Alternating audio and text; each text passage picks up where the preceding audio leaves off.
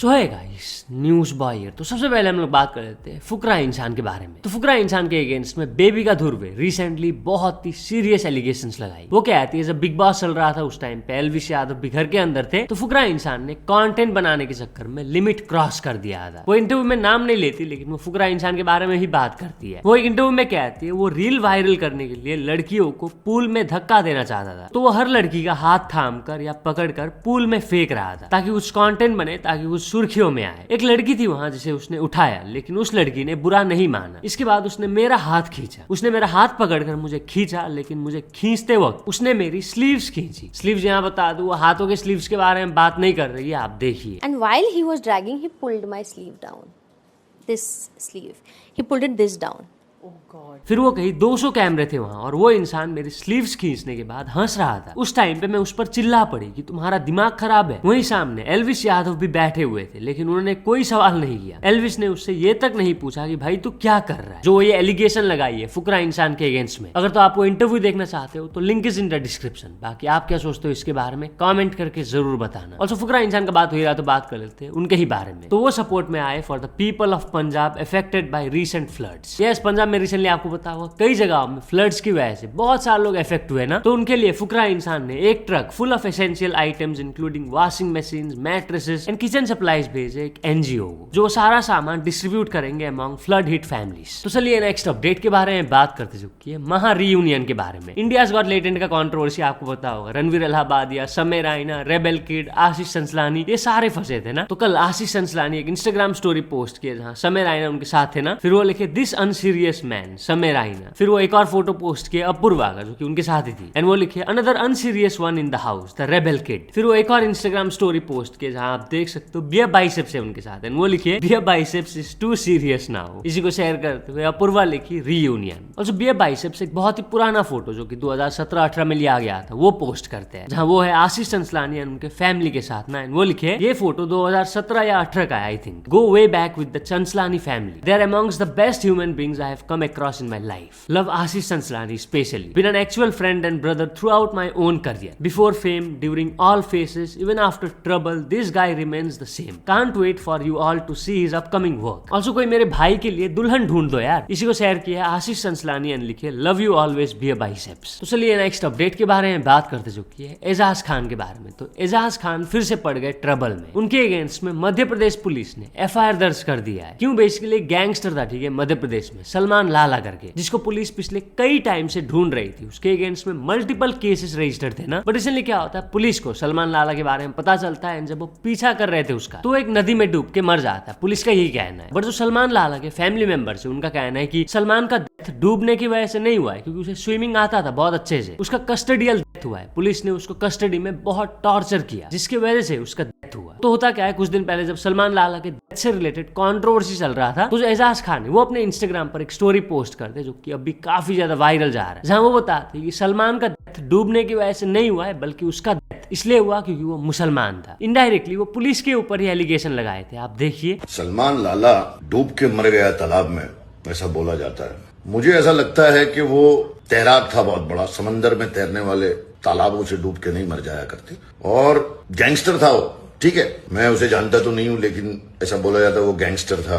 गुनाह उसका ये नहीं था कि वो गैंगस्टर था, उसका गुनाह ये है कि वो मुसलमान था, इसलिए मार दिया गया इस तरह से। तो इसी मामले में जो मध्य प्रदेश पुलिस है, उन्होंने केस रजिस्टर कर दिया for disturbing communal harmony and public piece. And अब इसके लिए एजाज खान अपोलोजाइज किए। वो एक इंटरव्यू में कहे मेरा वो वीडियो गलत था, गलत इन्फॉर्मेशन की वजह से बना था। लोगों ने मुझे कहा था कि सलमान लाला एक इन्फ्लुएंसर या टिकटॉकर था। मुझे उसके चाचा के रोते हुए वीडियो भेजे गए थे, मैंने उसे देखा और इमोशनल हो गया, इसके बाद मैंने वीडियो बनाया था। बाद में पुलिस से पता चला कि वो अपराधी था, उसकी मौत डूबने से हुई थी। मुझे अफसोस हुआ, मैंने इमीडिएटली वीडियो डिलीट कर दिया। मैं माफी चाहता हूँ, मैंने पुलिस के मामले में दखल अंदाजी की है। पुलिस अपना काम अच्छे से कर रही है, अपराधी का कोई धर्म नहीं होता। मैं पुलिस से माफी चाहता हूँ। मुझ पर हुई FIR की जांच में मैं पूरा सहयोग करूंगा। तो चलिए नेक्स्ट अपडेट के बारे में बात करते चुकी है दिल्ली की चीफ मिनिस्टर रेखा गुप्ता के बारे में। तो रिसेंटली ये कुछ ऐसा कह देती है जिसके बाद इनको काफी ज्यादा ट्रोल किया जा रहा है। वो कहती है मैं ये चाहती हूँ कि हमारे इस दुर्गा पूजा के पंडालों में भी दिन के समय आप कोई ना कोई सेवा का कोई प्रकल्प, सेवा का कोई काम आदरणीय प्रधानमंत्री जी की लंबी आयु और उनके स्वास्थ्य के लिए जरूर वहां पर उनकी तस्वीर माँ के चरणों के पास लगा करके उनको आशीर्वाद जरूर दिलाइए। इसके बाद जैसे वो ये बोली, सारे लोग तालियां बजाने लग जाते हैं। जो उन्होंने कहा कि प्रधानमंत्री मोदी जी की तस्वीर माँ के चरणों के पास लगा करके उनको आशीर्वाद जरूर से दिलाइए, इसके लिए उनको ट्रोल किया जा रहा है। इसके ऊपर रिएक्ट करते हुए एक यूजर लिखता है, बाथरूम में भी मोदी का फोटो लगा दो, मजा आएगा। एक और यूजर लिखता है, नॉर्थ कोरिया बन रहा है। एक और यूजर लिखते हैं, चाटने की भी कोई सीमा होती है। बाकी आप क्या सोचते हो यार इसके बारे में, कमेंट करके जरूर बताना। तो चलिए नेक्स्ट अपडेट के बारे में बात करते जो कि इंडिया वर्सेस पाकिस्तान मैच के बारे में, जो कि होने वाला है 14 सितंबर को। जैसे कि मैं आपको कल के वीडियो में बताया था, 4 लॉ के स्टूडेंट सुप्रीम कोर्ट में पिटीशन फाइल किए थे कहते हुए कि इंडिया वर्सेस पाकिस्तान मैच जो कि होने वाला है 14 सितंबर को, उसको कैंसिल किया जाए। पहलगाम अटैक में 26 इंडियंस ने अपना जान गंवाया, इसके बावजूद इंडिया वर्सेस पाकिस्तान का मैच हो रहा है। वो यही आर्ग्यू किए थे ना। तो इस मामले में बता दो, सुप्रीम कोर्ट ने उनके प्ली को रिजेक्ट कर दिया। वो कहे it's a match, let it be, the match should go on. Supreme court ने उन पेटिशनर्स को कह दिया कि मैच है, खेलने दो ना उनको। बता दो अभी काफी सारे लोग इसके बाद सोशल मीडिया में बॉयकॉट कर रहे हैं ना इंडिया वर्सेस पाकिस्तान मैच को। काफी सारे लोग फैंस को अर्ज कर रहे हैं कि वो इंडिया वर्सेस पाकिस्तान मैच को ना देखे, ना टीवी में, ना फोन में, ना स्टेडियम में टिकट खरीद के। तो चलिए नेक्स्ट अपडेट के बारे में बात करते चुकी है चार्ली कर्क के बारे में। बता दो ये एक राइट विंग एक्टिविस्ट थे, डोनाल्ड ट्रंप के एलाय थे, करीबी। एक दिन पहले जब वो एक कैंपस इवेंट में गए थे, उनके ऊपर गोली चला दिया जाता है। जो गोली है वो सीधा जाके उनके गले पर लग जाता है, जिस वजह से उनका डेथ हो गया। इस मामले में तुरंत से एक सस्पेक्ट को अरेस्ट कर लिया गया था, ये अंकल जो कि एज में काफी बड़े हैं ना, बट बाद में इनको छोड़ दिया गया क्योंकि इन्होंने गोली मारा ही नहीं था। इसके बाद एक और सस्पेक्ट को अरेस्ट किया गया इस मामले में, उनको भी छोड़ दिया गया। अब जो FBI है वो सस्पेक्ट कर रहे हैं कि जिसने चार्ली कर्क को मारा वो ये है। उसके कुछ पिक्चर्स भी FBI रिलीज किए ना, आप देख सकते हो स्क्रीन पर। चार्ली कर्क के डेथ के ऊपर रिएक्ट करते हुए डोनाल्ड ट्रंप एक पोस्ट किए थे अपने सोशल मीडिया प्लेटफॉर्म पर, जो कि अभी आप स्क्रीन पर देख सकते हो। तो चलिए नेक्स्ट अपडेट के बारे में बात करते चुकी है बेंगलुरु की एक वुमेन के बारे में, जिनके साथ 3.7 करोड़ रुपीस का स्कैम हो गया सदगुरु के नाम से। बेसिकली जो विक्टिम है वर्षा गुप्ता, जो कि सीवी रमन नगर में रहती है, वो जब सोशल मीडिया स्क्रॉल कर रही थी तो उनको एक वीडियो दिखा सदगुरु का, जहां सदगुरु एक इन्वेस्टमेंट कंपनी को प्रमोट कर रहे थे। वीडियो में जो सदगुरु है वो कहते हैं कि मैं खुद इस कंपनी में इन्वेस्ट कर रहा हूँ, अगर आप भी इन्वेस्ट करना चाहते हो तो जो नीचे लिंक दिया गया है उस पर क्लिक करो, अपना नाम डालो, ईमेल डालो, फोन नंबर डालो और जो $250 दे दो, आपका जो पैसा है वो बढ़ने लग जाएगा। इसके बाद जब वो ये सब करती है, $250 देती है, उनको एक कॉल आता है जो कहता है कि मैं कंपनी की तरफ से बात कर रहा हूँ। फिर वो जो बंदा है उस वुमेन को कहते हैं एक ऐप डाउनलोड करने के लिए। इसके बाद उनको एक और बंदा कॉल करने लगा ट्रेडिंग सिखाने के लिए। फरवरी 25 तारीख से ये स्टार्ट हुआ था, एंड अप्रैल 23 तारीख तक में जो वुमेन है वो टोटल 3.7 करोड़ रुपीस इन्वेस्ट कर चुकी थी ऑलरेडी। वो 2 बंदे मिलकर उनको इतना ठग दिया कि इतना इन्वेस्ट करो, इतना इन्वेस्ट करो, आपका इतना पैसा बढ़ जाएगा वगैरह वगैरह। इसके बाद ये एक स्कैम है करके उस वुमेन को तब पता चला जब वो पैसा विड्रॉ करने की कोशिश की, पैसा विड्रॉ हुआ ही नहीं। बाद में जब वो इसके बारे में अपने फैमिली एंड फ्रेंड्स को बताई तब उनको पता चला कि वो स्कैम में फंस चुकी है, जिसके बाद वो अभी जाके पुलिस कंप्लेंट कर दी है। जब वो सोशल मीडिया स्क्रॉल कर रही थी, उनको जो सदगुरु का वीडियो दिखा था ना कि मैं भी इस कंपनी में इन्वेस्ट करता हूँ, आप भी कर लो, आपका फायदा होगा, वो बेसिकली सदगुरु का वीडियो था ही नहीं, वो एक AI जनरेटेड वीडियो था। तो चलिए नेक्स्ट अपडेट के बारे में बात करते चुकी है सूरज कुमार के बारे में। आपको पता होगा ये मूवीज के रिव्यूज देते हैं, तो ये इंटरव्यू लिए है कॉमेडियन सुनील पाल का, जहां वो ब्रूटली रोस्ट कर देते हैं सुनील पाल को। क्यों? क्योंकि सुनील पाल आपको पता होगा वो आजकल के कॉमेडियंस को देख ही नहीं सकते। वो कहते हैं कि आजकल के जो कॉमेडियंस है वो गाली देते हैं, ये करते हैं, वो करते हैं, हमेशा कंप्लेन ही करना है उनको। तो उसी इंटरव्यू के कुछ सैवेज मोमेंट्स सूरज कुमार अपने इंस्टाग्राम पर डाले थे ना, आप देखिए। हेलो गाइस एंड वैसेस, मैं सूरज कुमार और फुस की इंटरव्यू में आप सभी का स्वागत है। और मैंने कहा था कि मैं एक स्पेशल गेस्ट लाऊंगा, तो वो गेस्ट मैं हूं। सबसे पहले सर, बचपन से आपको देखते आ रहा हूं और ऐसा लग रहा था कि बचपन तक ही ठीक था। I just love Sunil Pal sir. No attitude, no ego, no arrogance, no logic, no sense। तो फिर तो शराब ही लीगल है ना भैया देश में, जबकि आपका पहला कंटेंट तो शराबी से ही शुरू हुआ। जैसे कपिल शर्मा, उसके लिए तो मैं कभी कुछ नहीं बोलता, या सुनील गुरु के लिए कभी कुछ नहीं बोलता। जबकि कपिल शर्मा खुद डाई हार्ड फैन है समय रैना का। मुझे ऐसा लगता है कि सर आपने पूरा कंप्लीट शो देखा ही नहीं है। कौन सा? किसी का भी। आपको जैसे कि इनके जोक्स आपको जोक्स नहीं लगते। अभी रिसेंट टाइम में मैंने आपका कुछ जोक सुना है, मैं आपको सुनाता हूँ कि सोनू निगम की मैं बायोग्राफी बनाऊंगा, सोनोग्राफी। उसका नाम लगाऊं सोनोग्राफी? हाँ। तो क्या और फिर नहीं बुरा कुछ क्या जो नहीं, इसमें जोक नहीं है क्या? ये जोक नहीं है। सोनू निगम साहब के जीवन की मैं बायोग्राफी बनाऊंगा, उसको नाम लगाऊंगा सोनोग्राफी। हाँ, ये जोक नहीं है। क्यों नहीं जोक? नहीं है। गजब बेइज्जती है कि आपको अश्लीलता ये सब जोक्स विक्स नहीं पसंद और आप ये सब नहीं करना चाहते। तो आपने वो अपना सपना मनी मूवी में वो रितेश देशमुख लड़की बने रहते, उसके दोनों टांगों के बीच के इधर हाथ आप डालते, तो वो फैमिली कंटेंट था। तो चलिए नेक्स्ट अपडेट के बारे में बात करते चुकी है एल्विश यादव एंड जन्नत जुबैर के बारे में। तो एल्विश यादव जन्नत जुबैर के साथ 2 फोटोज पोस्ट किए एंड ये वायरल जा रहा है। यस 14 आवर्स में आप देख सकते हो 2.8 मिलियन लाइक्स ऑलरेडी हो चुके हैं। फोटो को शेयर करते हुए कैप्शन में वो लिखे थे मेरे दिल पे हक मेरा है, और जो एक कमेंट पिन किए थे ना ये सूरज ढलता है ना आपके चेहरे से नूर। यूजुअली क्या होता है कोई इन्फ्लुएंसर कोई सेलिब्रिटी किसी के साथ फोटो पोस्ट करता है तो डेटिंग रूमर्स फैलने लग जाता है ना, बट मुझे लगता है कि ये एक सॉन्ग का प्रमोशन है, क्योंकि बैकग्राउंड में जो गाना चल रहा है वो रिसेंटली ही रिलीज हुआ है प्ले डीएमएफ के चैनल पर। या फिर ये भी हो सकता है एल्विश यादव एंड जन्नत जुबैर का कोई प्रोजेक्ट आ रहा हो, म्यूजिक वीडियो वगैरह। तो चलिए नेक्स्ट अपडेट के बारे में बात करते चुकी है अविनाश कुमार के बारे में। बता दो ये एक क्रिएटर है, ठीक है, जिनके इंस्टाग्राम पर 1 मिलियन प्लस फॉलोअर्स है, ऑल्सो यूट्यूब पर भी काफी अच्छे खासे फॉलोअर्स है। तो ये यूट्यूब से बहुत ज्यादा डिसअपॉइंटेड है। क्यों, इसके बारे में बताते हुए वो एक वीडियो पोस्ट किए थे, आप देखिए। बात को यूट्यूब तक पहुंचाने में मेरी मदद करो कि यूट्यूब फैन फेस्ट होने वाला है कल, लेकिन सारे ही एंटरटेनमेंट वाले क्रिएटर्स को बुलाया जाते हैं, चाहे वो थगेश हो, चाहे बीबी हो, चाहे कुछ कॉमेडियंस हो। हमारे यूट्यूब इंडस्ट्री में ऐसे बहुत सारे सोफिस्टिकेटेड एजुकेशनल यूट्यूबर्स भी हैं। ऐसे यूट्यूबर्स हैं जो एक्चुअली में इस यंगस्टर्स वाली जनरेशन में इम्पैक्ट डाल रहे हैं भाई, बहुत मेहनत कर रहे हैं अपने कंटेंट को बनाने के लिए, इंक्लूडिंग माई पेज। मतलब what's wrong in pitching my self, अगर मैं बहुत मेहनत भी कर रहा हूँ तो, बट स्टिल हम लोग जो बाकी यूट्यूबर्स हैं अपार्ट फ्रॉम जो एंटरटेनमेंट इंडस्ट्री है वो हमेशा एज अ ऑडियंस ही फील करती रहेगी, और ये मोनोपोली बहुत पहले से चल रही है। तो अगर आप इस चीज को समझ पा रहे हो कि मैं क्या कहना चाह रहा हूँ, अगर आप उन यूट्यूबर्स को भी आगे स्टेज पे देखना चाह रहे हो जो भाई आपकी लाइफ में इम्पैक्ट क्रिएट करते हैं, आपको बहुत अच्छी अच्छी चीजें बताते हैं, तो प्लीज यूट्यूब इंडिया को टैग करो, क्योंकि मैं जाने वाला हूँ, मतलब मैं चीजें शेयर करूंगा, बट अगेन स्टेज पे मुझे वही लोग दिखने वाले हैं जो एंटरटेनमेंट सिर्फ इंडस्ट्री से हैं, जो सिर्फ लोगों को हंसाने का काम करते हैं। इस इंडिया में, इस यूट्यूब इंडस्ट्री में, इस क्रिएटर फील्ड में ऐसे क्रिएटर्स भी हैं जो एजुकेशनल, अपने एजुकेशन के थ्रू, अपने रिसर्च के थ्रू बहुत अच्छे अच्छे इम्पैक्ट डाल रहे हैं। नीतीश राजपूत है, गेट सेट फ्लाई साइंस है, और भी ऐसे बहुत सारे एजुकेशनल यूट्यूबर्स हैं। उनको कभी भी as a special guest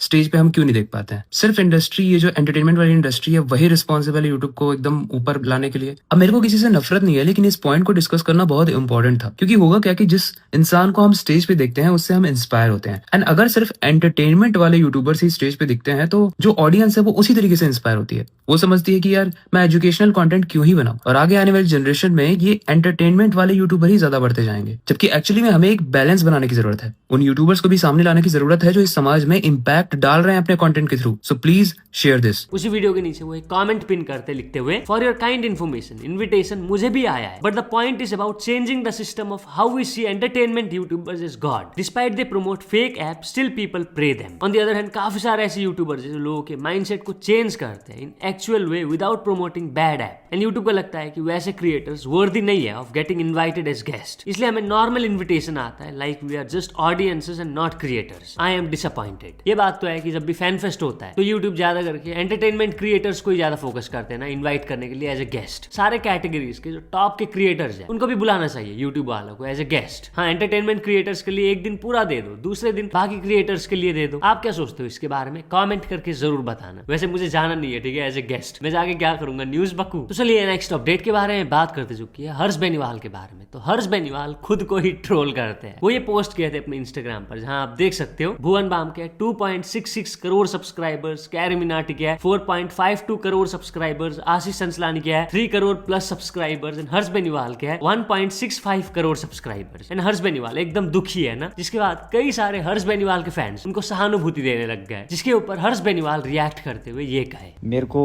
last story की सहानुभूति क्यों दे रहे हो कि हम तेरे साथ हैं, हम तेरे साथ हैं, कोई दिक्कत नहीं है, उनके सब्सक्राइबर ज्यादा है तो क्या हुआ? भाई नहीं चाहिए सहानुभूति मेरे को, सब्सक्राइब करनी रहे बैंड। देखो मैं आपको जेन्युइन बता रहा हूँ, मैंने ये बहुत मजाक में डाली थी, तो मेरे को ऐसे सहानुभूति मत दो, आपके लिए बहुत बुरा लग रहा है हर्ष भाई। मैं खुद का रोस्ट करता रहता हूँ, इसमें भी मैंने खुद का किया है हंसने के लिए, मुझे मजा आता है, और मैं खुद को भी हाइट के ऊपर बोलता रहता हूँ, खुद को छोटी हाइट का बौना वोना बोलता रहता हूँ। हालांकि मेरी हाइट 5'10" है, वो पता नहीं मैं वीडियो में क्यों छोटा दिखता हूँ, मेरे को उसका आइडिया नहीं है। आई डोंट नो कुछ लेंस की दिक्कत है, क्या दिक्कत है, बट ऐसे मुझे सहानुभूति मत दो यार कि आपके लिए दिल से बहुत बुरा लगता है हर्ष भाई। मतलब इतना बुरा मुझे नहीं लग रहा जितना आपको लग रहा है, तो अगर इतना बुरा लग रहा है आपको तो सब्सक्राइब करा ही, मतलब छोड़ो यार क्या बोल। और जो हर्ष बेनीवाल अपना न्यू वीडियो से रिलेटेड एक अपडेट भी दिया ना, आप देखिए। यूट्यूब की वीडियो ठीक है भाई, वो थोड़ी है कि एडिट हो गई, शूट में लगता है टाइम, स्क्रिप्ट में लगता है टाइम, 50-50 की मिनट की वीडियो चाहिए ना, तो भैया मुझको 1-2 महीने लगेंगे, ठीक है। मैं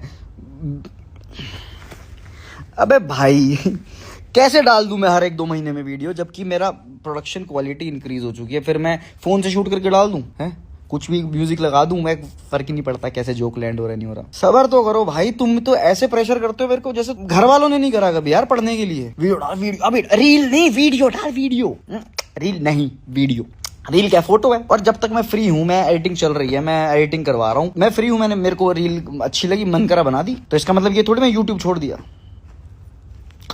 और जो न्यू वीडियो का बात हुई रहा तो बात कर लेते हैं राउंड टू हेल के बारे में। तो राउंड टू हेल भी बहुत जल्द आने वाला है अपना new video by the title NGB। अब NGB का फुल फॉर्म क्या है वो तो पता नहीं, लेकिन पिछले कई टाइम से जो राउंड टू हेल है वो NGB का हाइप बना रहा है। कल जैन सैफी अपने इंस्टाग्राम पर ये स्टोरी पोस्ट किया था, जिसका एक जन रिप्लाई करता है, भाई मुझे लगता है ये NGB मेरे बच्चे ही देखेंगे, बट मैं नहीं देख पाऊंगा। साला इतना तो मैंने अपने एक्स का वेट नहीं किया आने का जितना NGB का कर रहा हूँ। तो चलिए नेक्स्ट अपडेट के बारे में बात करते चुकी है आरुष भोला वर्सेस अरबाज पटेल के बारे में। जो कोई भी राइज एंड फॉल शो देख रहा है आपको पता होगा, जो अरबाज पटेल है वो बेवजह आरुष भोला से पंगा ले रहे थे ना, पोक कर रहे थे रिसेंटली, जिसके बाद दोनों के बीच में हाथापाई स्टार्ट हो गया था, फिजिकल फाइट हो गया था। इसके बाद जो मेकर्स है उन्होंने दोनों को वार्निंग दिया है कि अगली बार से ऐसा ना करें। बट जिन्होंने शो देखा है उनको पता है जो अरबाज पटेल है वही बेवजह पोक कर रहे थे आरुष भोला को। जिसके बाद जो आरुष भोला के फ्रेंड्स है, फैमिली है, लैला, वरुण यादव जो कि काफी अच्छे दोस्त है आरुष भोला के, वो बिल्कुल भी खुश नहीं है अरबाज से। वो एक वीडियो भी पोस्ट किए थे जो मैं दिखा चुका हूँ। तो अभी फुकरा इंसान भी आ गए हैं सपोर्ट में आरुष भोला के। वो अपने रिसेंट वीडियो में आरुष भोला एंड अरबाज पटेल के फाइट के ऊपर रिएक्ट करते हुए ये कहा। मैंने मतलब देखो 3 एपिसोड देखे हैं and I am being completely unbiased. Arbaaz जो है वो बहुत ज्यादा प्रोवोक कर रहा है, बार बार ही is trying to pick up fights with Arush. Arush का नेचर ही ऐसा है, तो उसको वो बहुत मजाक में बातें कर रहा है कि लंबू ये करते वो करते। पहले दिन आते ही आरुष को ऐसे अपनी height, obviously he 6'4", Aarush is smaller, मतलब वो हाइट में छोटा है, बट वो उसको ऐसे बेटे तू ठीक है, मतलब यू ट्राइंग टू बी बुली यार, जो तुम्हारे से हाइट में छोटा है तुम उसको ऐसे नहीं कर सकते, ए बेटे तू ठीक है, अरे बेटे ये बेटे वो। He wants to get into fight, उसका पता ही चल रहा था, अब उसको फाइट मिल गई यहाँ पर, तो ऑब्वियसली भाई वो थोड़ा सा डोमिनेंट तो होएगा ही ना। तुम हर चीज का फायदा उठा रहे हो, लड़ाई करने की कोशिश करे। अभी भी ये नीचे आया था, मतलब आरुष आया, उससे प्यार से बात कर रहा है, नहीं इसको लड़ाई करनी है भाई। अगर देखो सच में लड़ाई करनी, दिल्ली आके लड़ाई हो कभी, देखो सच में पता चलेगा कि दिल्ली वाले लड़ते कैसे है। ये शो के अंदर तुम्हें पता है मारपीट तो होगी नहीं, तो जितना ज्यादा बुली बन सकता हूँ, अकेला छोटा सा लड़का दिख रहा तो बस मारने चल जाओ, ऐसे नहीं होता भाई। कम ऑन अरबाज, मेरे हिसाब से इसी शो में तूने बोला कि आप अभी तक मैंने कुछ करा नहीं, सिर्फ रियलिटी शोज करे, तो बट अपना माइंडसेट थोड़ा चेंज कर भाई। रूलर्स को वो इतना ज्यादा कंट्रोल करके चल रहा है ना अरबाज की भाई, जैसे वही गेम में है, इज लाइक मैं ही कंट्रोल करूंगा, मैं ही कंट्रोल करूंगा। अरबाज इसको मैंने obviously I haven't seen him anywhere पहले, बट मुझे पता है कि वो बिग बॉस मराठी में था। If you are there obviously you have done something good, तो तू यहाँ पर आया तो थोड़ा रिस्पेक्टफुल रह लोगों के साथ, मुझे जैसा पर्सनली लगता है। मत भिड़ भाई,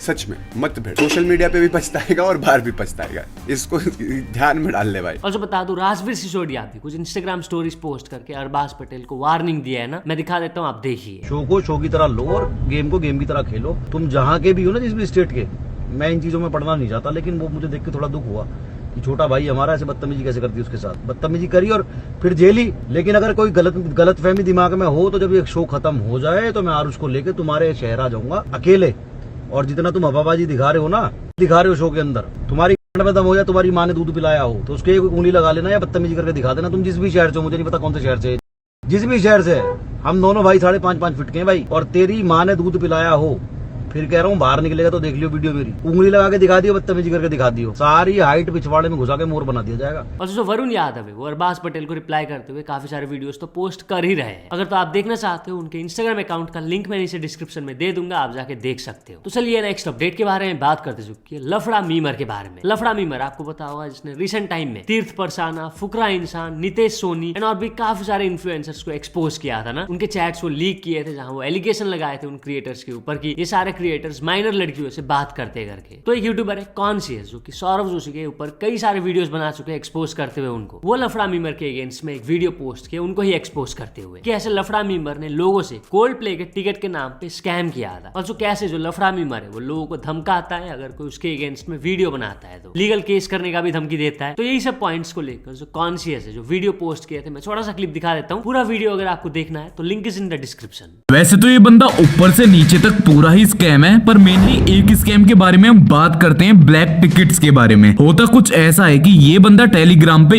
इसे डालता है। हेलो गाइस, लफड़ा मीमर बोल रहा हूँ, सुनो मेरी बात। जो भी बंदे डील कर रहे हैं खुली डील करो, मेरी गारंटी है 1 रुपए का भी स्कैम नहीं होगा। अब तुम्हें समझ आ रहा होगा ये आपका वही 4 फुटिया है। अभी बताता हूँ 4 फुटिया क्यों बोल रहा हूँ। इसके अलावा ये कमाल है कि इसने लोगों से पैसे लिए लेकिन किसी को भी टिकट नहीं दिया, सिर्फ 1-2 बंदों को दिया होगा तो उसका पता नहीं, but most of the scam ही किया गया। और इसका भी प्रूफ दिखा देता हूँ, लो सुनो ये ऑडियो। लगा हुआ हूँ भाई, सच्ची में लगा हुआ हूँ भाई, मेरे सर पे बहुत तगड़ा लॉस आ गया है, मैं रोने की हालत में हूँ। Hi guys, so I'm just here to, talk about everything that had happened during Coldplay season. So Harshit had made an Instagram account under the name of Lafra Humor, obviously, and उसमें से he had made a Telegram account where he was selling Coldplay के tickets, and then I had gotten a few of them for my friends and everyone. So after a while, like I paid all of the money to him, and then after a while I was like, where are the tickets? And he was like, I will be sending an email, and he did send an email for it, but the tickets were never actually there. और इस audio के अलावा लो screenshots भी देख लो। लेकिन अभी और सुनो, अगर इस बंदे के ऊपर कोई वीडियो बना दे उसको क्या मिलता है? धमकी, और सिर्फ यही नहीं, लीगल केस करने की बात है। जिसे कोई है ही नहीं, मतलब इस पूरी कंट्रोवर्सी का पार्ट ही नहीं, जिसे चाहिए सिर्फ व्यूज। वो पता क्या कह रहा है, अभी इसे हंसने दो, इसे मैं रुलाऊंगा। मेरे लाला यूपी दूर नहीं है।